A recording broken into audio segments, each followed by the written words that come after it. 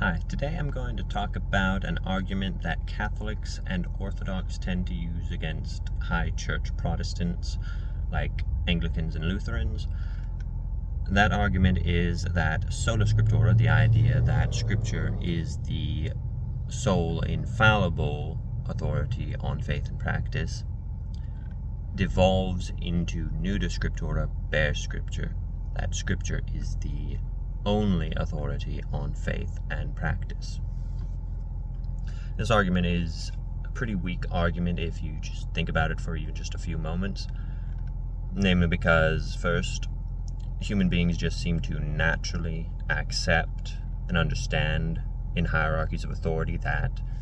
there are lower authorities and higher authorities, and lower authorities are ultimately subject to higher authorities,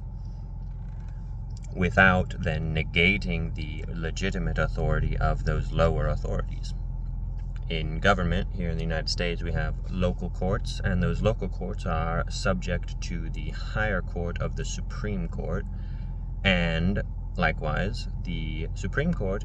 ultimately derives its authority from and is subject to the authority of the Constitution.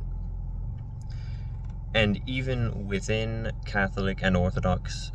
tradition, they accept fallible authorities as legitimate authorities. The Catechism of the Catholic Church is not an infallible document. It is a part of the ordinary teaching authority of the magisterium, which is a real legitimate authority that the Church has, but it's a fallible authority subject to higher infallible authorities.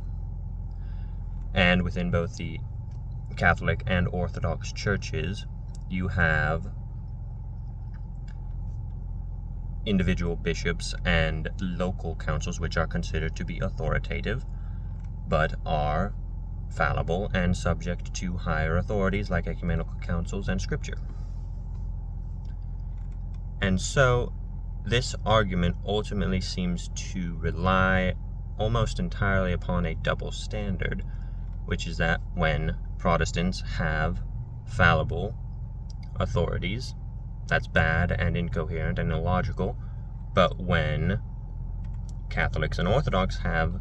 fallible authorities that are considered legitimate authorities, that's good, that's logical, that's reasonable.